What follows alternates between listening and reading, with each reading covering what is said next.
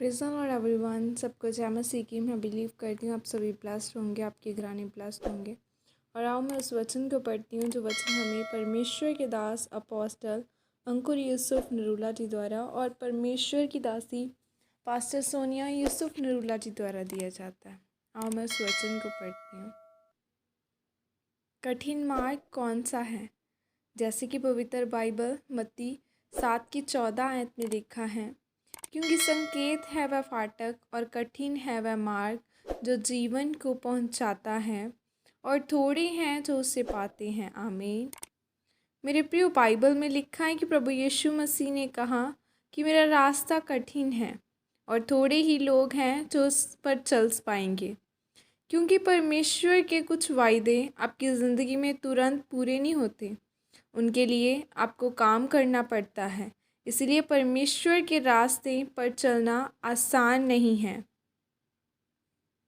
आज बहुत सारे लोग इस मार्ग पर चलते चलते भटक जाते हैं और अपनी ज़िंदगी में पाप करने लग जाते हैं।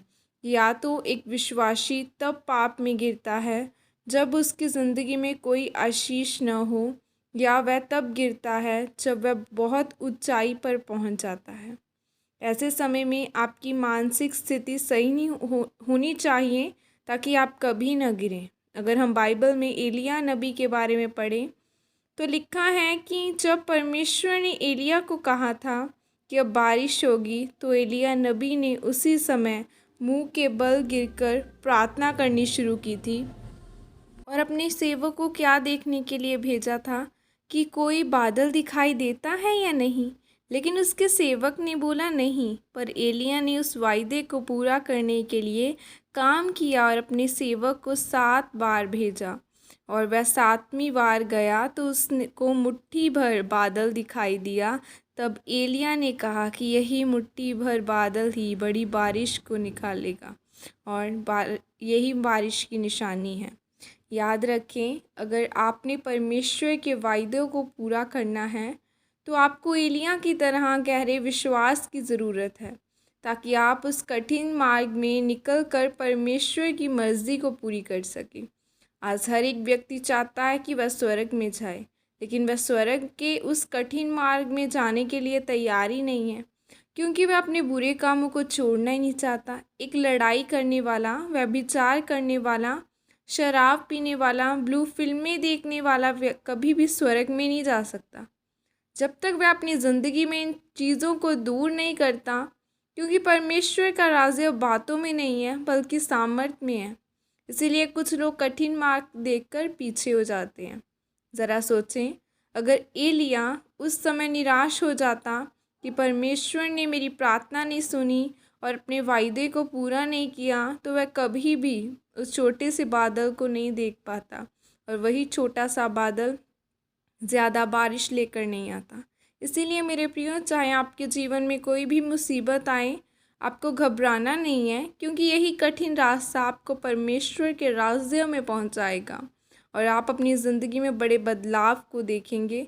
क्योंकि आज जो मार्ग आपको कठिन लग रहा है, एक दिन वही रास्ता आपको स्वर्ग में पहुंचाएगा। आमीन। यह अंगीकार आपकी तरफ से की जाए।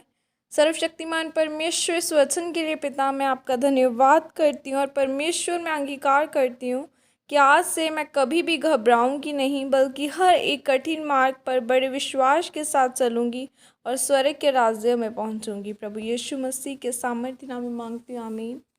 अब मैं आपके लिए प्रार्थना करती हूँ। परमेश्वर, मैं खुदावना मैं इस वचन के लिए प्रभु यीशु मसीह मैं धन्यवाद करती हूँ, और बाइबल कहती धन्यवाद के साथ तुम उसके फाटकों में प्रवेश करते चलो।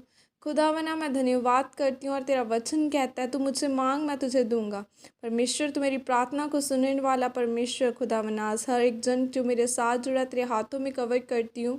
तेरा पवित्र आत्मा इनको छू कर आज़ाद करे। बाइबल कहती जहाँ आत्मा है वहाँ आज़ादी है। पिता, तेरा हॉली स्पिरिट छू कर आज़ाद करे, चंगा करे, रोगों से, बीमारियों से खुदावना तेरी सामर्थ्य छू के आज़ाद करे। वचन कहता है कि तू मुझसे मांग मैं तुझे दूंगा। परमेश्वर, तो आज भी प्रार्थनाएं सुनने वाला परमेश्वर, तूने एलिया की सुनी खुदावना, आज इन लोगों की प्रार्थनाओं को सुनना परमेश्वर। इतने लोग आज खुदावना इस विश्वास के द्वारा आए कि इस वचन के द्वारा आशीष को ले, वो परमेश्वर तेरे नाम के द्वारा आशीष और बरकत को ले।